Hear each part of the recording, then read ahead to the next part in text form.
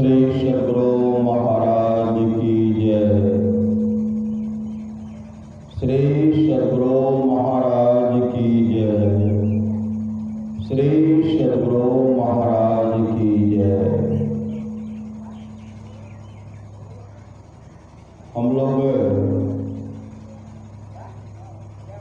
सत्संग जो करते हैं,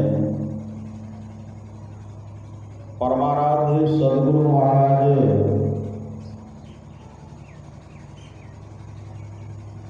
इनके लिए आशीर्वचन करते हैं, आशीर्वाद देते हैं। मैं आपको उपदेश की बात कहने नहीं आया हूं। कम करो। मैं आपको उपदेश की बात कहने नहीं आया हूं। उम्र के ख्याल से मैं आशीर्वाद दे सकता हूं, क्योंकि आप लोगों से मेरी उम्र अधिक है। मैं अपने लिए जो भलाई सोचा हूं, वही भलाई आप लोगों के लिए भी चाहता हूं। मैं वर्षों तक सोचा तो दृढ़ हो गया कि संतों के ज्ञान में जो मंगल है वही असली मंगल है। इस मंगल के लिए भजन सत्संग करते रहें और सदाचार का पालन कर अपने को पवित्र बनाए रखें। सदाचार के पालन में आपको बल मिलेगा और संसार में प्रतिष्ठा होगी। यह प्रतिष्ठा सबसे अधिक प्रतिष्ठा है। जो भजन साधन करते रहेंगे तो उनको खाना, दाना और कपड़ा की कभी कमी नहीं रहेगी।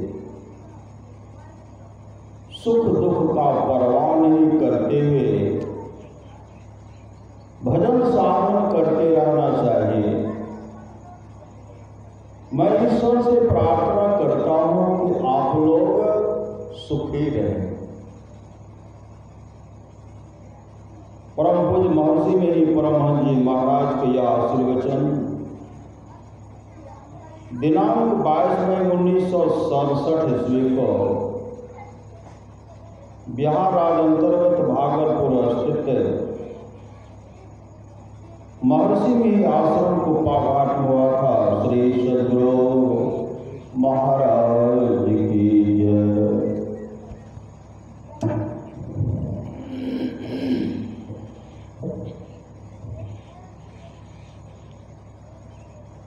बंदो गुरुपद कंज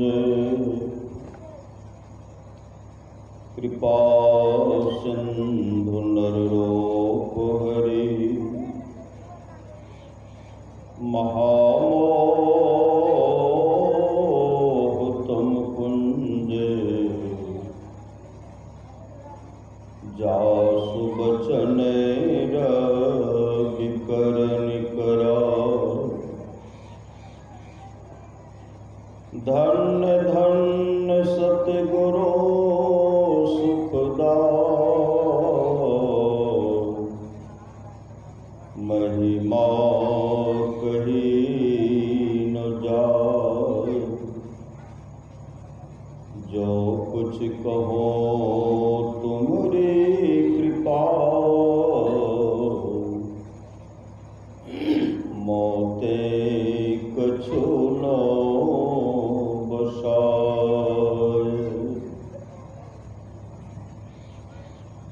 अव्यक्त रूप में प्रातः स्मरणीय श्री देवोसित परम पूज्यपाद सद्गुरु महाराज के चरणों में कोटि कोटि नमन।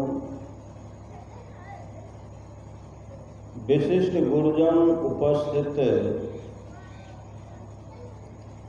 सत्संग प्रेम महानुभावों, माताएं बहनों, सभी के अंदर में बैठे हुए परमात्मा को कोटि कोटि नमन।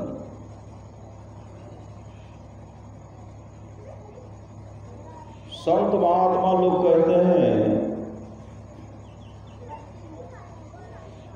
सप्त धातु का काया पिंजरा, सप्त धातु का काया पिंजरा, तामाही जुगति बिनु सुआ। सतगुरु मिले तो उबरे बाबो, नहीं तो परलय हुआ। अगर बाबू को सतगुरु मिल गया तब तो बाबू का उद्धार है, नहीं तो परलय हुआ। महाप्रलय की ओर सबों को इस मरुभ में चलते देखा। किसी से लिपट चुराता हृदय को, ज्वाला में जलते देखा। अंत समय चिता दीपक पर इस शरीर को जलते देखा। चलते समय सिकंदर शाह विजयी को जाते हुए कर मलते देखा। सिकंदर अंत में पश्चाताप करते हुए संसार से झक मार करके चले गए। अभी हम लोग सुन रहे थे रामचरितमानस से सारस्वती के सप्तम सोपान उत्तर कांड से सुन रहे थे। भगवान श्री राम सिंहासन पर बैठे हुए थे, भक्त हनुमान भी थे, लक्ष्मण जी भी बगल में खड़े थे। सामने में एक कुत्ता बैठा हुआ था। कुत्ता जब खांसते हैं तो उनके मुख से कीड़ा पिल्लू नीचे गिरता है। नीचे गिरा, जमीन पर गिरा, वह टहलने लगा। भगवान श्री राम कहते हैं अनर्थ हो गया। लक्ष्मण जी कहते हैं भगवान सब कुछ तो ठीक ठाक, अनर्थ क्या हो गया। भगवान श्री राम कहते हैं ब्रह्मा जी का पतन हो गया, जो ब्रह्मा के पद पर सुशोभित थे। उनके जीवन में न सत्संग था, न सद्गुरु था। उनके जीवन में कोई पुण्य कर्म नहीं था। पुण्य छीन सोई देव स्वर्ग से नरक मांगे, संतोषी साहब की वाणी। उनके पुण्य का अंत हो गया। कुत्ता के मुख से कीड़े के रूप में धरती पर टहल रहा है और 84 लाख योनि में भ्रमण करने के लिए, भटकने के लिए जा रहा है। लक्ष्मण जी और भक्त हनुमान कहते प्रभु अपने प्रजा को ऐसा उपदेश किया जाए जो हमारी प्रजा यहां भी सुख से रहे और यहां से जाने के बाद भी सुख से रहे। यहां भी सुख और यहां से जाने के भी बाद सुख से रहे। ऐसा व्यवस्था कीजिए हमारी प्रजा का जीवन सुखमय हो, मंगलमय हो। उसके लिए भगवान श्री राम पूरे राज में ढिंढोरा पिटवाए, गुरुजन पुरजन तमाम आए। आदर से बिठाकर नम्र भाव से कहने लगे, सुन रहे थे, बड़े भाग मानुष तन पावा। बड़े भाग से मनुष्य का सर मिलता है, सुर दुर्लभ है। यह शरीर देवताओं को भी दुर्लभ है। सुर दुर्लभ सब ग्रंथ ही गावा। हम लोग इस सत्संग में बैठे हुए हैं। यह सत्संग सबके नसीब में, सबके भाग में लिखा हुआ नहीं है, नहीं है, नहीं है। जिस सत्संग हम लोग बैठे हुए हैं, यह सत्संग टाटा बिरला के नसीब में लिखा हुआ नहीं है। यह सत्संग श्रद्धालु के झोले में रखा हुआ है, भिखारी के झोले में रखा हुआ है। जिनके झोले में रखा हुआ है वो झोला लेकर के आए हैं और सत्संग का श्रवण कर रहे हैं। जो सत्संग का श्रवण करेंगे, इन लोग परलोक दोनों मंगलमय होगा। सब कोई सत्संग में कैसे आएंगे? उसके भाग में लिखा हुआ नहीं है।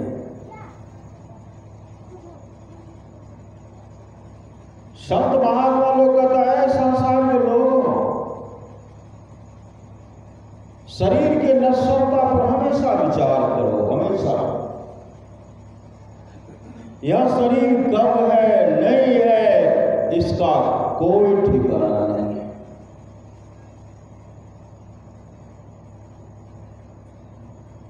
आदर से बिठा कर कहते हैं, बड़े भाग मानुष तन पावा।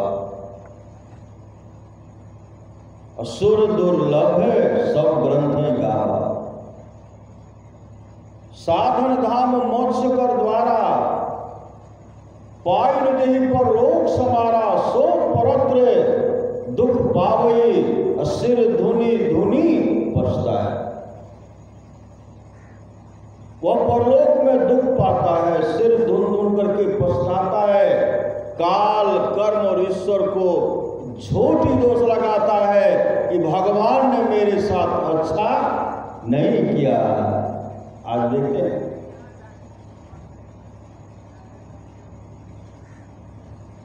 झबर बाबू के और उनके सब सुपुत्र मिलकर के, सब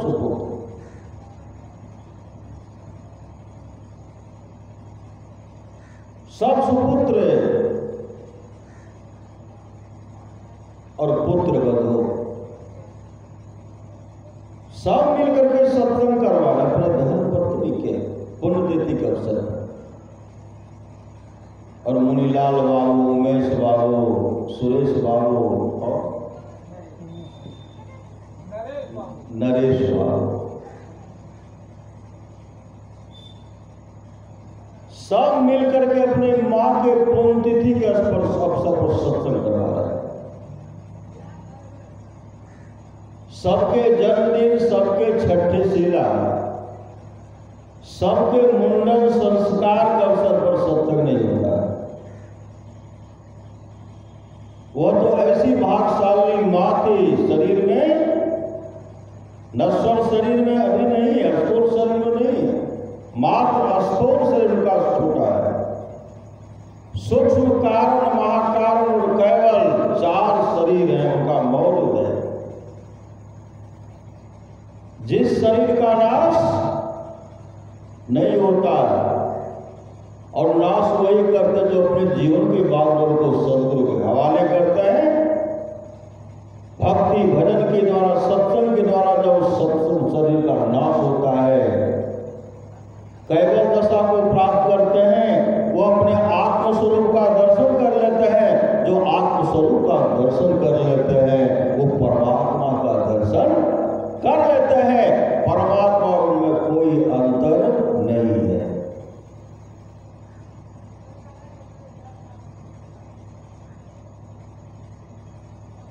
भगवान नरसिंह भक्त प्रहलाद से कथे प्रहलाद है। किसी भी कुल में अगर एक नम भक्ता, एक भक्त हो जाता, मेरा भक्त हो जाता है, वह 100 पीढ़ी का उद्धार कर देता, 100 पीढ़ी को तार देता है। सत्संग कराने वाले का 100 पीढ़ी, सुनने वाले का 100 पीढ़ी, कहने वाले का 100 पीढ़ी। अगर सब मिलकर के सुनेंगे, इहलोक परलोक मंगलमय होगा कि नहीं? 100 पीढ़ी का उद्धार हो जाता है। इसीलिए तो भगवान श्री राम कहते हैं, भगवती स्वतंत्र सकल सुख खाने बिनु सत्संग न पावे प्राणी।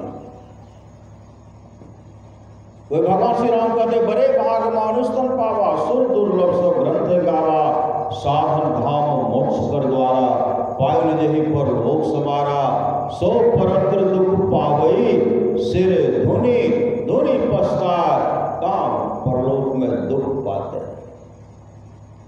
जब जमदूत मुकदर से पीटते किनको? पापी को। जमदूत मुकदर से पीटते हैं, उस समय चीखते हैं, चिल्लाते हैं, हे भार्या, हे पुत्र, हे कुटुंबियों, हे पति, हे सगे संबंधियों, कोई तो मुझे जम्फा से बचाओ। कौन बचाएंगे? भगवान विष्णु गरुड़ जी से कहते हैं, गरुड़ जी उस क्रूर काल के बारे में बता रहा हूं, देखना तो दूर रहा, नाम सुनते कांप जाओगे, इतने बलशाली शक्तिशाली, नाम सुनते कांप जाओगे। इसलिए संत महात्मा लोग कहते अपने जीवन के बागडोर को सदलोग के हवाले कीजिए। आप लोग जानते होंगे हरि गोविंद सिंह महाराज किस समय की बात है। हरि गोविंद सिंह महाराज का सत्संग हो रहा था और उस सत्संग में बहुत श्रोता बैठे हुए थे, बहुत श्रोता। हरि गोविंद सिंह महाराज के शिष्य एक भक्त थे, परम भक्त थे, मोतीराम दर्जी। प्रवचन हो रहा था उसी समय अंबाला शहर के एक बहुत बड़े जमींदार हुकुम सिंह उस सत्संग में आए, जो बहुत दुष्ट, बहुत पापी, बहुत दुराचारी, बहुत अत्याचारी था। मजदूर से काम करा लेता था, पैसा नहीं देता था।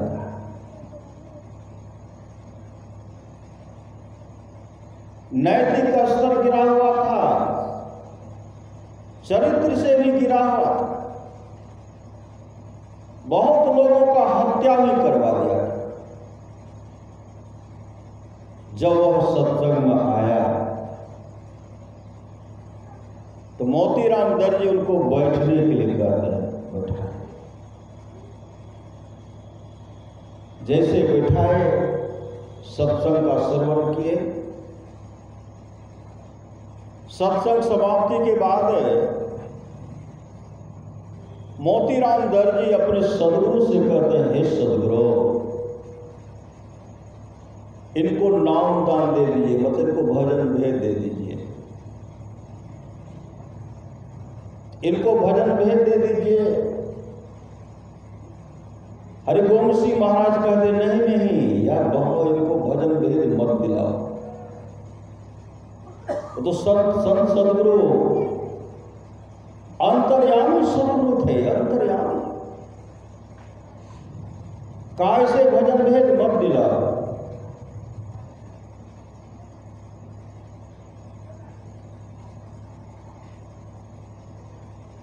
लेकिन मोतीराम के मन में था, ये शहर के जमींदार व्यक्ति हैं, अगर ये भजन भेद ले लेंगे और बराबर सत्संग आएंगे तो हम लोग मजबूत हो जाएंगे, जमींदार मदद करेंगे। इनके देखा देखी में सब व्यक्ति आएंगे सत्संग में। जब जमींदार सत्संग में आते हैं तो हम लोगों को भी सत्संग में आना चाहिए। हरगोविंद सिंह महाराज कहते नहीं नहीं, यह बहुत बड़ा पापी है, इसको मत करो।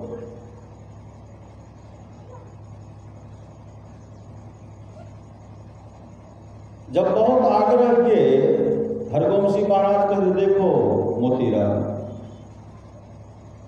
जब हुकुम सिंह को नाम दान दिलाओगे तो हम मंच पर उतरने के बाद इनको नाम दान दे देंगे, हम सीधे ब्यास चले जाएंगे और मेरा 1 महीने तक का सत्संग का प्रोग्राम है क्षेत्र में, हम कहीं सत्संग नहीं करेंगे। मोतीराम दर्जी कहते हुजूर जो भी हो लेकिन इनको दे दीजिए। तब कहते उतर करके हम सीधे गाड़ी पर बैठ जाएंगे, कहा हुजूर जो भी हो इनको दे दीजिए।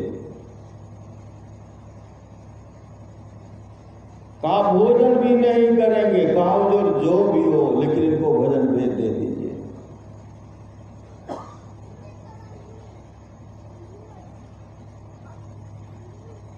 हरगोविंद सिंह महाराज कहते हैं तब मेरा कपड़ा का गट्ठर बांध करके गाड़ी पर रख दो। मोतीराम दौड़ करके गए, गट्ठर बांध दिए, गाड़ी पर रख दिए। अब इनको भोजन भेज दे दीजिए। गए भोजन भेज दिए। भोजन भेज देने के बाद दीक्षा दे करके जब निकलते हैं तो गाड़ी पर बैठ गए। मोतीराम दर्जी कहते हुजूर भोजन तो बन करके तैयार है। हरगोविंद सिंह महाराज कहते मोतीराम मैं तुमको पहले ही कह दिया था अगर इसको भोजन भेज दिलाओगे तो हम भोजन नहीं करेंगे।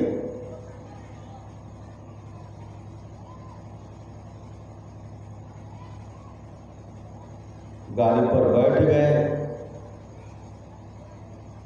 मोतीराम कहते हुजूर इधर सत्संग का जो समय दिए हुए हैं तो मैं पहले कह दिया था कहीं सत्संग नहीं करेंगे।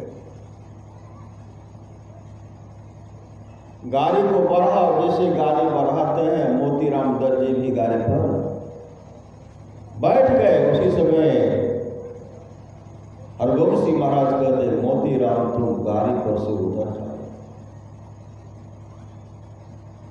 तुम गाड़ी पर से उतर जाओ। मोतीराम इतने सदगुरु के दुलारे थे, प्यारे थे। मोतीराम के आंख से आंसू गिर गए। आज मेरे सदगुरु भोजन भी नहीं किए, आज अपने साथ हमको लेकर के भी नहीं जा रहे। जैसे स्टेशन पर पहुंचे उतर गए। सदगुरु स्टेशन पर बैठे हुए हैं। हरगोविंद सिंह महाराज को दिन तू जाओ यहां से। वह खड़े काठवत खड़े। गाड़ी आई, संत सदगुरु गाड़ी पर बैठते हैं। मोतीराम भी गाड़ी पर बैठ गए। हरगोविंद सिंह महाराज कहते हैं मोतीराम तुम गाड़ी पर उतर जाओ, अब तुम व्यास मत आना, अब तुम व्यास मत आना। रोने लगे। हे सदगुरु आपसे तो हम एक क्षण एक पल भी अलग नहीं हो सकते और आप सदा के लिए आप अपने से हमको दूर कर रहे हैं। आपके बगैर में जिंदा नहीं रह सकता। बिलख बिलख करके रोने लगे। जब रोने लगे सदगुरु तो दयालु होते हैं। उसी समय फिर गोविंद सिंह महाराज कहते हैं मोतीराम जाओ, 3 रविवार मत आना, 3 रविवार मत आना। गाड़ी खुल गई। मोतीराम आंसू बहाते बहाते गा रहा है। 3 रविवार इतना कष्टमय जीवन का व्यतीत हुआ मोतीराम का, क्योंकि सदगुरु से दूर हो गए। इधर मोतीराम सदगुरु का सुमरन कर रहे हैं। हरगोविंद सिंह महाराज जब आश्रम गए काफी बीमार पड़ गए। हरगोविंद सिंह महाराज भी काफी बीमार पड़ गए। शिष्य सबके मन में आप सदगुरु लग रहे हैं कि सदगुरु अपने शरीर को परित्याग कर देंगे। सब शिष्य आकर के कहते हैं हुजूर का आदेश हो तो मैं वैद्य को, डॉक्टर को बुलाओ। हरगोविंद सिंह महाराज कहते देखो जी मैं धीरे धीरे ठीक हो जाऊंगा। काफी कमजोर हो गए, बीमार पड़ गए। कहा हुजूर आदेश दीजिए, तमाम भक्त पहुंच के हुजूर आदेश दीजिए, मैं अच्छे वैद्य को, हकीम को, डॉक्टर को बुला करके लाना। जब काफी सब बिलक बिलक करके रो रहे हैं, हरगोविंद सिंह महाराज कहते देखो जी, मैं शरीर को परिवर्तन करने प्रत्याग करने के लिए नहीं जा रहा, मैं धीरे धीरे ठीक हो जाऊंगा, कोई दवाई भी नहीं लिए। धीरे धीरे 15 दिन 3 रविवार बीता और 3 रविवार बीतने के बाद मोतीराम जी सदगुरु के दर्शनार्थ चले गए। जब वहां जाते हैं, हरगोविंद सिंह महाराज इतने कमजोर हो गए थे, करवट भी नहीं बदल सकते थे, करवट भी बदल नहीं सकते थे। मोतीराम दर्द जी अपने सदगुरु को पहचान नहीं पाए और कुछ गुरु भक्त से कहते हैं सदगुरु कहाँ हैं?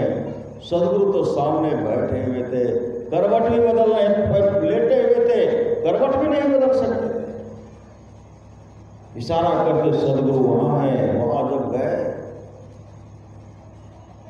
जैसे डंडा लाठी गिरते उसी तो दंडवत उनके चरणों पे गिर गए, रोने लगे, कहते सदगुरु आपकी ये हालत, आपको क्या हो गया, आपकी ये हालत है। उसी समय हरगोविंद सिंह महाराज कहते हैं मोतीराम, तुम ऐसे पापी को, ऐसे दुष्ट को, ऐसे हत्यारा को नाम दान दिलवाया, मेरे द्वारा मुझे नहीं दिलवाया। जानते हो मोतीराम, मैं कहूंगा तो सह नहीं सकेगा, तो बर्दाश्त नहीं कर सकेगा। मोतीराम दर्द जी के मन में जिज्ञासा हुई, हे सदगुरु वह कौन सी बात, वह बात तो बताइए। हरगोविंद सिंह महाराज कहते जानते हैं मोतीराम,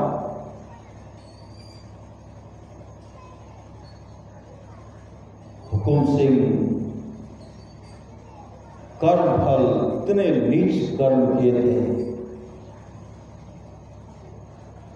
जानते हो 7 जन्मों तक वह मां के गर्भ में जाता, मां के गर्भ में 7 जन्मों तक मां के गर्भ में जाता। और जैसे गर्भ तावा पर मांस को सिझाया पकाया, लाल लाल तावा पर मांस को सिझाया पकाया जाता है, उसी तरह जब मां के गर्भ में जाता, मां की गर्भ इतना गर्म हो जाता और उसी गर्भ में पक करके गर्भपात हो जाता। एक जन्म 7 जन्मों तक उनकी ये हालत होती, पक करके पिघल करके नीचे गिर जाता और 7 जन्मों के बाद वह नरक में दुख भोगता। उनको भजन भेद दिलाकर 7 जन्मों का जो कष्ट था, उनके जीवन में जो दुख था, भजन भेद दिला करके सब दुख को तुमने कटवा दिया। भजन भेद मैं दिया, इसलिए उसका कर्मफल मुझे भोगना पड़ा, मुझे भोगना पड़ा, मुझे भोगना पड़ा, मुझे भोगना पड़ा। मोतीराम दर्द जी रोने लगे, मोतीराम दर्द जी रोने लगे। ऐसे होते हैं सामर्थ्यवान सदगुरु। भजन सतगुरु दयाल काटे जमजाला। और जानते हैं मोतीराम का जीवन मंगलमय हो गया, उनका परम कल्याण हो गया। संत महात्मा लोग कहते वहां रोना नहीं पड़े, चीखना चिल्लाना नहीं पड़े। इसलिए संसार के लोगों जागो जागो, गुरुपद लागो, जगत मनोमय खेला है, करना है सो जल्दी करो। जो करना चाहता है जल्दी कर लीजिए, क्योंकि शरीर का कोई ठिकाना नहीं है, नहीं है, नहीं है। क्षणभंगुर है काया तेरी, क्या माने पर देते, क्षण भर में ही विनक जाएगी जो बालों के लिए। शरीर के नश्वरता पर विचार कीजिए। हर श्वास में सुमन कर लीजिए, हर श्वास में। अफसोस मुठ मन तो मुद्दत से सो रहा है, सोचान था कि घर में अंधेर हो रहा है। 84 लाख मंजिल तय करके मुश्किलों से जिस घर को तूने ढूंढा, उस घर को खो रहा है। स्वामी प्रभु मुझे मानव का शरीर दे दीजिए, आपको भजूंगा। लेकिन मिला तो क्या करते हैं, क्या करते हैं? करने वाले कर ही लेते। आप लोग करने वाले हैं, कठिन के समय में भी, विपत्ति में भी कर रहे हैं। करने वाले तो करेंगे ही, और जो करेंगे वो करेंगे, वो तर जाएंगे।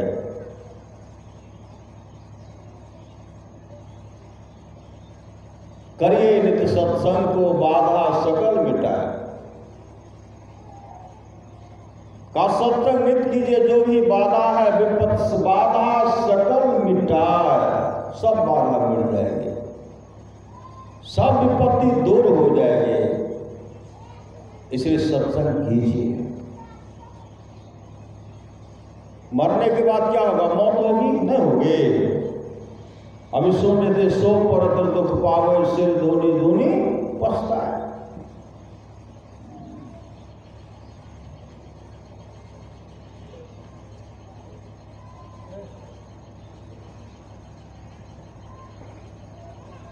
सिर धुन धुन करके पछताना नहीं पड़े।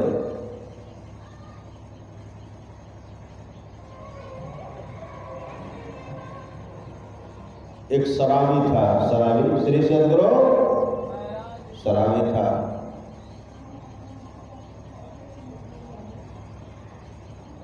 नितिन और विनीत दो मित्र थे, दोस्त। दोस्त बड़ा मुश्किल है, दोस्त बिरले को मिलता है, दोस्त तो बहुत मिलता है। दोस्त अब वो है, दोस्त बहुत मिलता है, दोस्त बिरले को मिलता है। भाग्यशाली को दोस्त मिला था। दोस्त को मिला भगवान श्री राम को, नहीं मिला।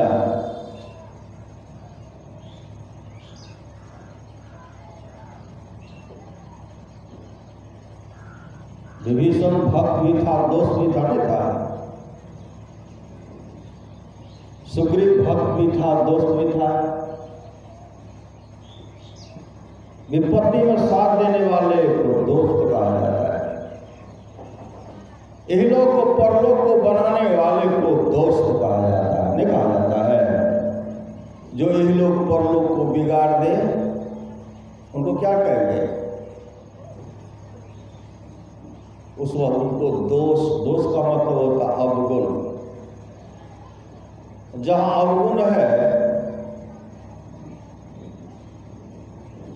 कभी भी भला उनका होगा। जहां अवगुण है, अवगुण के साथ में रहने वाला का कभी भला नहीं होगी।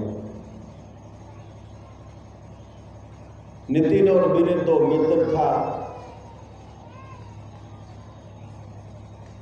विनीत अपने पिताजी से कहते हैं, पिताजी मैं खेलने के लिए जाता हूं। कहाँ जाओगे? कहा कि मेरा मित्र है नितिन, उनके पास। कहा जाओ। वहां जब गए, नितिन के पिताजी नितिन को पिटाई कर रहे थे। विनीत सब देख रहे हैं। विनीत चीख चिल्ला रहा, नितिन चीख चिल्ला रहा है। पिताजी खूब पीट और कह रहे हैं, अब तो शिखर गुटखा नहीं खाओगे, तंबाकू नहीं खाओगे, नशा का सेवन नहीं करोगे, शराब नहीं पियोगे, अब तो नहीं पियोगे, नहीं खाओगे। वो कह रहे नहीं पिताजी, अब हम नहीं खाएंगे। विनीत से देखा नहीं गया, उसी से वापस आकर उनके पिताजी पीट ही रहे थे। विनीत जब घर आए, उनके पिताजी कहते नितिन तुम तो खेलने के लिए गया था, तुरंत आ गया। तो विनीत कहते हैं पिताजी नशा क्या होता? नशा क्या होता है? विनीत के पिताजी कहते हुआ क्या? विनीत कहते जब मैं अपने मित्र नितिन के पास गया तो उनके पिताजी कह रहे थे अब तो गुटखा शिखर नशा का सेवन नहीं करोगे। क्या होता है पिताजी? तब बैठाए और कहते हैं पुत्र श्री सदगुरु एक शराबी था, शराबी। उनको एक ही पुत्र था, इकलौता पुत्र था। शराबी का पुत्र बीमार पड़ गया। श्री सद्गुरु, शराबी का पुत्र बीमार पड़ गया। शराबी की मां कहने लगी, तुम्हारा पुत्र बीमार पड़ गया, उनको दवाई ला करके दे दो, तेरा पुत्र ठीक हो जाएगा। शराबी कहते, मेरे पास रुपया नहीं है। तो शराबी की मां ने कहा, तेरे पास तो बहुत रुपया था, तूने उस रुपया को क्या किया? कहा, सबका मैं शराब पी गया, सब रुपया का मैं शराब पी गया। कहा, कहीं से व्यवस्था करो। कहा, कोई देता देगा भी नहीं हमको। शराबी की मां 20 रुपया निकाल करके दिए उनको, 20 रुपया। कहा, उस रुपया का दवाई ला करके तो अपने पुत्र, मेरा पोता है, उसको दवाई दे दे, ठीक हो जाएगा। शराबी के हाथ में जैसे वह रुपया हाथ लगा, मन में कहने लगा, इस रुपया का शराबे पीऊंगा, इस रुपया का शराबे पीऊंगा। शराबी की मां ने कहा, देख, इस पैसा रुपया का दवाई ला करके दे देना, इकलौता पुत्र है, बीमार। शराबी की मां शराबी को समझा रहे हैं, लेकिन शराबी भीतर से कहते, नहीं नहीं, मन दो है, सुमन और बेमन। अच्छा मन और बेमान मन, भीतरे में सब बैठा हुआ। राम भी भीतर बैठे हुए हैं, रावण भी भीतर बैठे। अगर भक्ति भाव में लग गए हैं तो राम बैठे हुए हैं, भक्ति भाव से दूर है तो रावण बैठे हुए हैं। उसी समय आगे बढ़ते हैं। ब्रह्म कहता है, ब्रह्म, तेरा पुत्र बीमार पड़ गया, दवाई ला करके दे दे। आसुर प्रवृत्ति मन कहते, नहीं नहीं, इस रुपया का शराब पिएंगे, चलो शराब पी लेंगे। मन नहीं पकड़ा जाए, बहादुर जवान है, करत रहे खुरखुंद बड़ा शैतान है। मन का कान मानिए, मन है पक्का चोर, और बीच नदी में ले जा करके देगा आपको छोड़। तैरने के लिए नहीं आता तो क्या होगा? विकराल रूप आता है, काफी विकराल रूप भी आने वाला है, नहीं आने वाला है। हम लोग कहते चले, हम लोग कहाँ जाएंगे? रहना तो यही है। श्री सद्गुरु, यह शरीर छूटेगा, दूसरे शरीर में जाएंगे, रहना यही है। जब तक सृष्टि रहेगी तब तक हम लोग को यहाँ रहना पड़ेगा। कभी इस गाँव में जन्म लीजिए, कभी उस गाँव में जन्म लीजिए। अपने जीवन के बागडोर को जो सदगुरु के हवाले करेंगे, ऊंच नीच घर जन्म लेता हूं संत को संत। अगर अपने जीवन के बागडोर को सदगुरु के हवाले नहीं करेंगे, भजन बिनु कुकर सुकर जैसो, भजन बिनु बैल बिराने हुई हो, भजन बिनु बनो ऊंट वृक्ष भैंसो, जोनी में जाना पड़ेगा। लेकिन रहेंगे यही, सोचेंगे भाग जाएंगे, भाग करके कहाँ जाएंगे? यही घेरा में, 84 के घेरा में, 84 लाख योनि में भटकना पड़ेगा।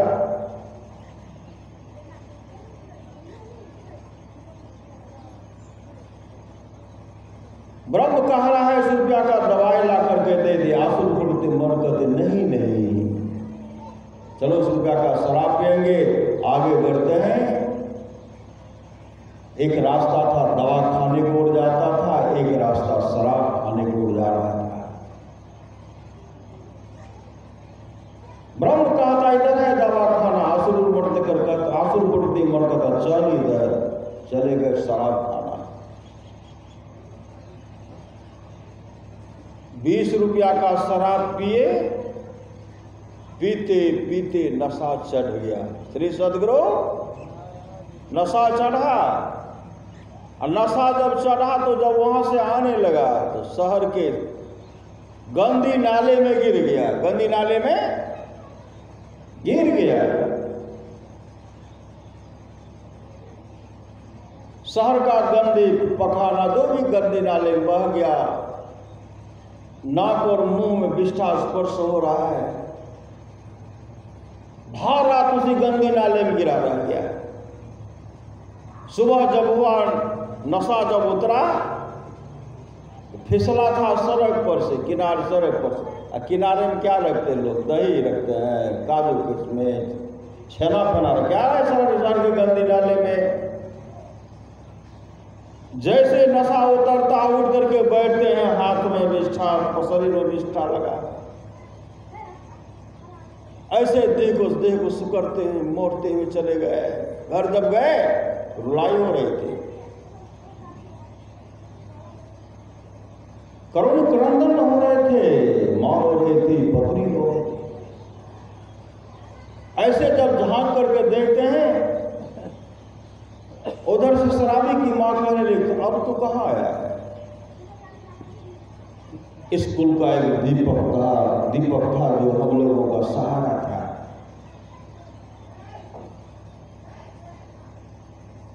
तेरी बुरी लत के चलते वहां हम तमाम को छोड़ करके संसार चला गया। शराबी की पुत्र की मृत्यु हो गई, लेकिन शराबी ने शराब पीना नहीं छोड़ा, लेकिन पुत्र को भी दवाई नहीं दिया।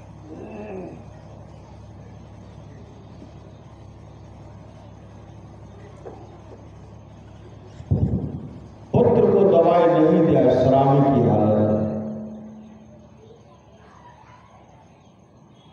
वही विनीत के पिताजी उनको समझा रहे थे, बेटा नशा से दूर रहना, ऐसे साथी से भी दूर रहना जो साथी तुम्हारा दुर्गति करा दे। उस साथी से दूर कैसे रहेंगे? अपने को शुभ काम कर्म लगा करके रखेंगे, तब तो पाप उस साथी से दूर रहेंगे। यहां भी दुख, वहां भी दुख। एक जगह की बात है, श्री सदगुरु उधर गांव की, अब मेरे गांव के आसपास की बात है, नौगछिया की बात, उधर बगल का इस्माइलपुर दिरा है, गंगा किनारे में सत्संग कर रहे थे। उसी जगह चर्चा चल रहे थे।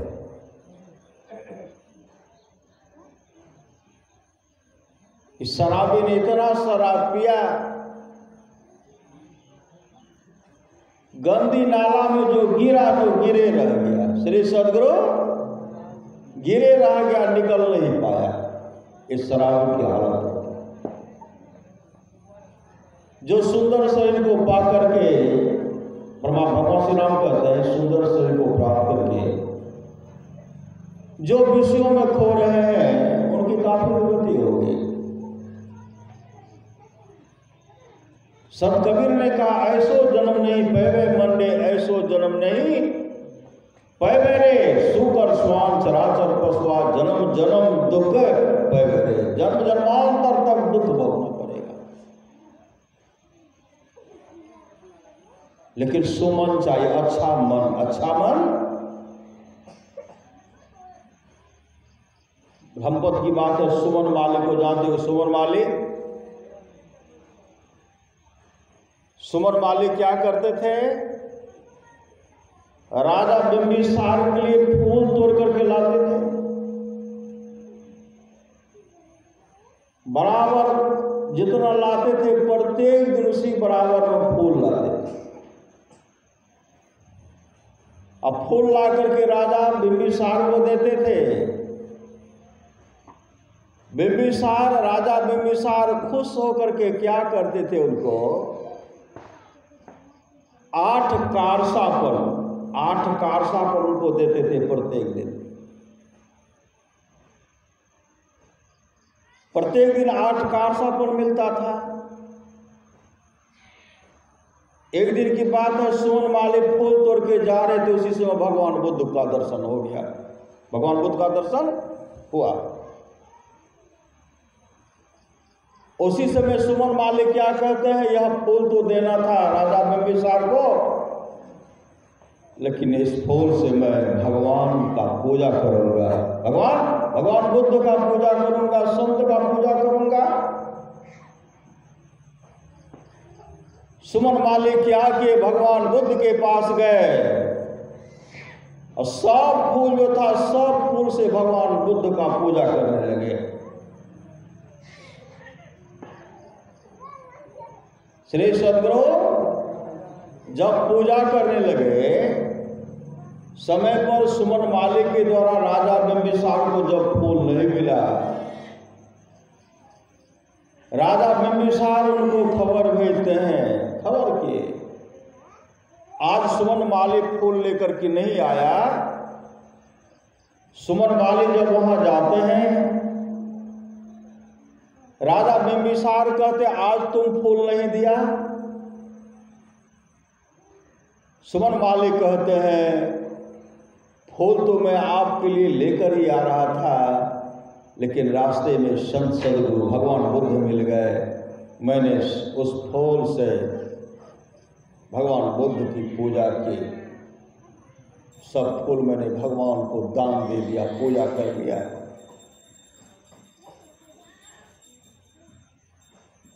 इतना सुनने के बाद राजा बिंबिसार कहते वो फूल तो हमें देना था, तो प्रत्येक दिन देता था, क्या मेरे लिए तुम, मेरा कोई डर तुमको नहीं हुआ? कहा डर किस बात की, मैं तो भगवान को दे रहा था, मैं तो संत को चढ़ाया। उनके सामने संसार का तमाम वैभव तो तुच्छ है। कहा 8 कासों जो मैं देता था, भगवान ने तुमको क्या दिया? कहा भगवान ने मुझे यह दिया कि मेरा अंतःकरण पवित्र हो गया, शुद्ध हो गया। अब संसार का तमाम वैभव मुझे फीका पड़ने लगा है। इस बात को सुन करके राजा बिंबिसार क्या करते हैं, उनको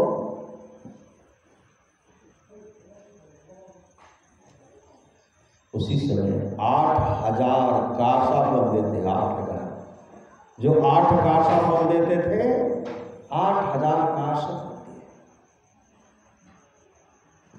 8000 असर नहीं दिए, 8 गांव दिए, 8 गांव का मालिक बना दिए।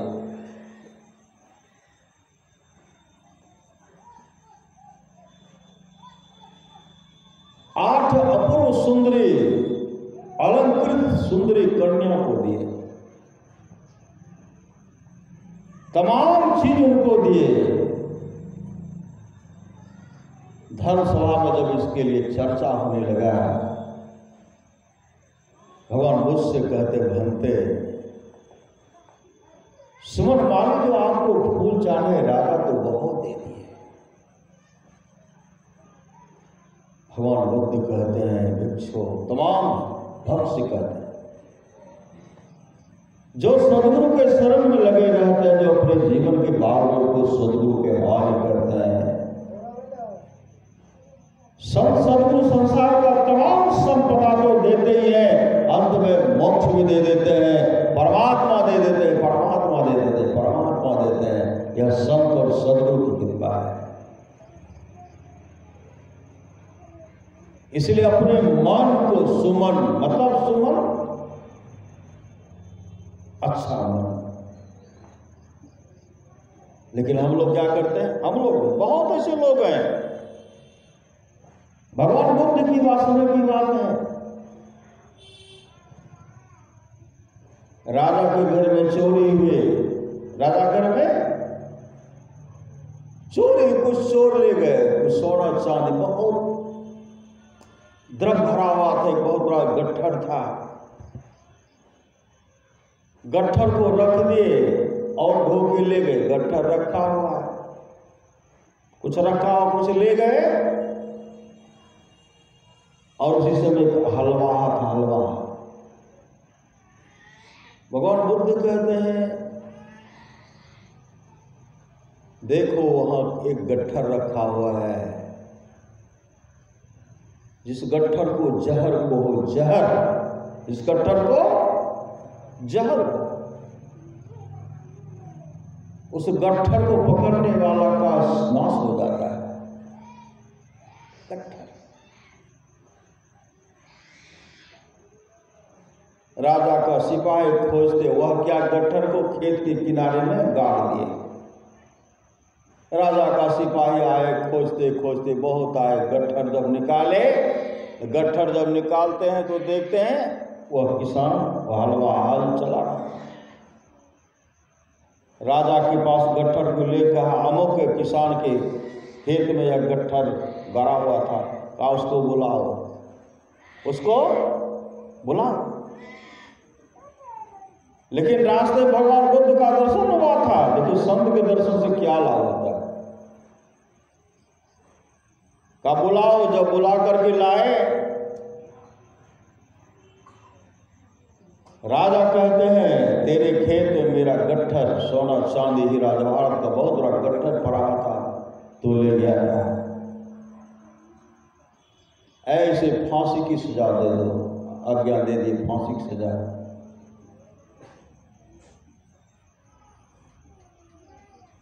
फांसी की सजा से पहले राजा पूछते हैं तो गट्ठर कैसे लाया।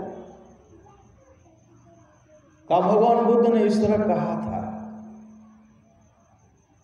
काश अगर मैं भगवान बुद्ध के बात को मान लेती कि वहां विष है विष, अगर भगवान बुद्ध के बात को मान लेते तो आज मुझे फांसी की सजा नहीं होती। लेकिन मुझे भगवान का दर्शन हुआ, लेकिन मैं उनकी आज्ञा का पालन नहीं किया। अब तो मेरे पास समय भी नहीं है कि भगवान की आज्ञा का पालन करो।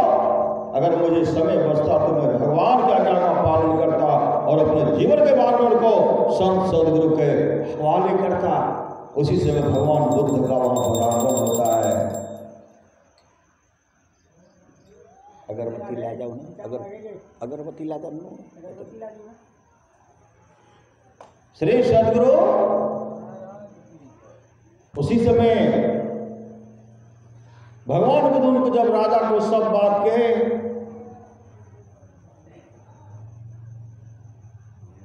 राजा उनको मुक्त कर दिए। मुक्त श्री सदगुरु मुक्त कर दिए, फांसी का जो सजा सुनाए थे रिहा कर दिए। इस संत सदगुरु की कृपा होती है। आप लोग जानते होंगे परमाराश्र महाराज का एक भक्त था नेपाल में, ऋषभलाल जी, ऋषभलाल दास जी का शरीर छूट गया। जब शरीर छोड़ता है, उनका लाश पड़ा हुआ था।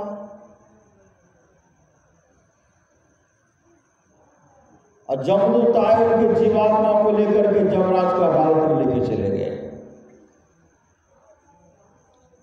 जमराज का अदालत जब लेके गए,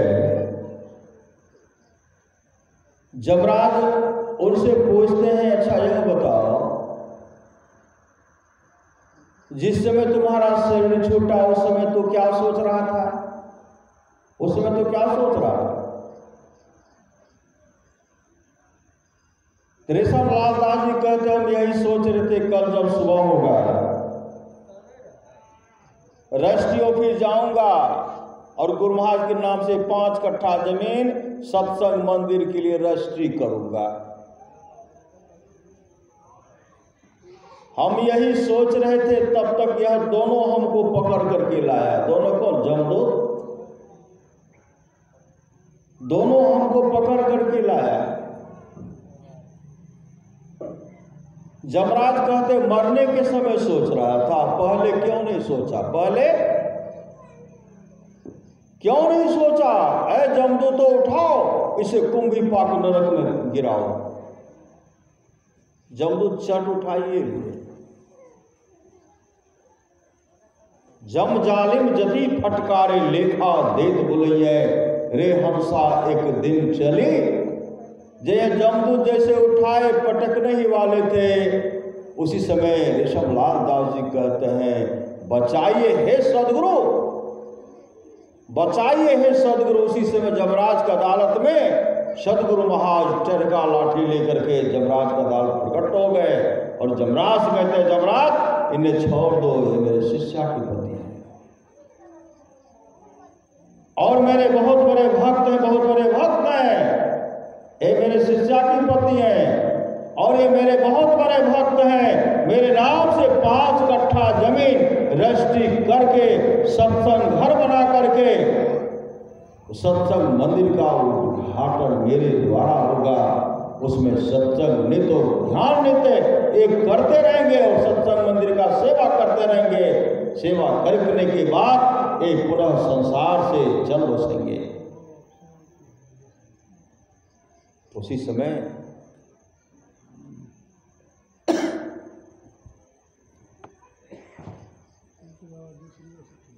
जमदूत तो उनको छोड़ ही नहीं रहते। जैसे सदगुरु महाराज छड़ी उठाते हैं, जैसे जमदूत पर छड़ी पटकते हैं, जमदूत छोड़ करके भागे। ऋषभ लाल दास जी सदगुरु महाराज के चरण लिपट गए, सदगुरु महाराज के चरण में लिपट गए।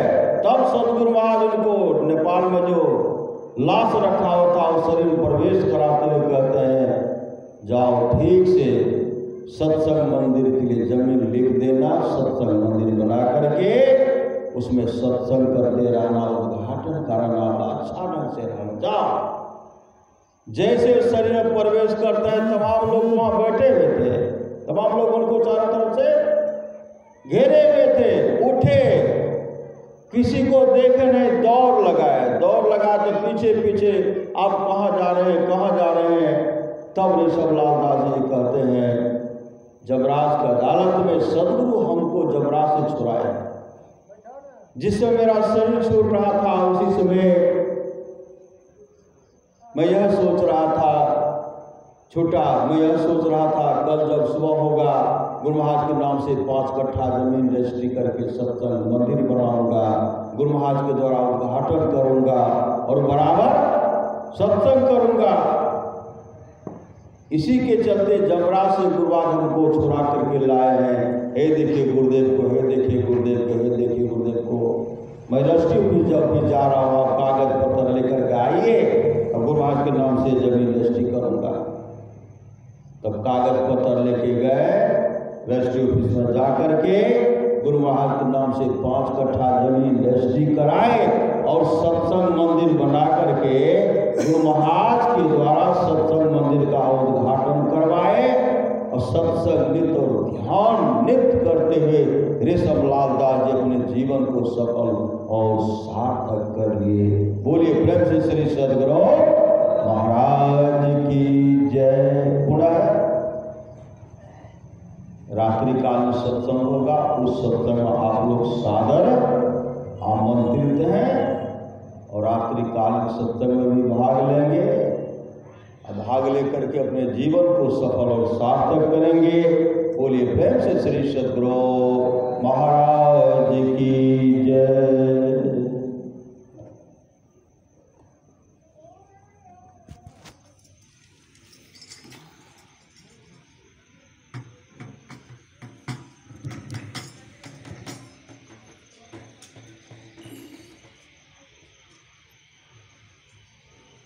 डायन होना करे या ना रे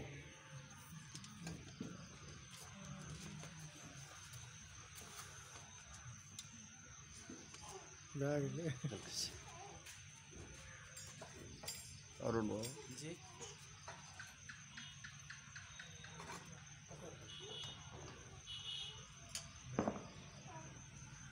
लग रहा है।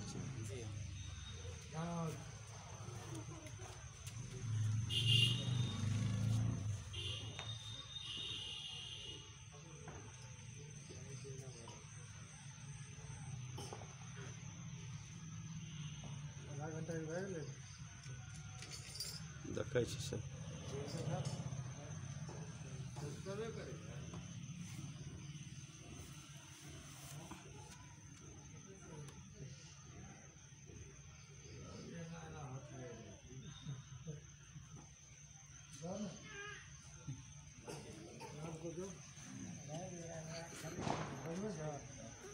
बढ़िया बजबे छे ना। श्री सदगुरु महाराज की जय।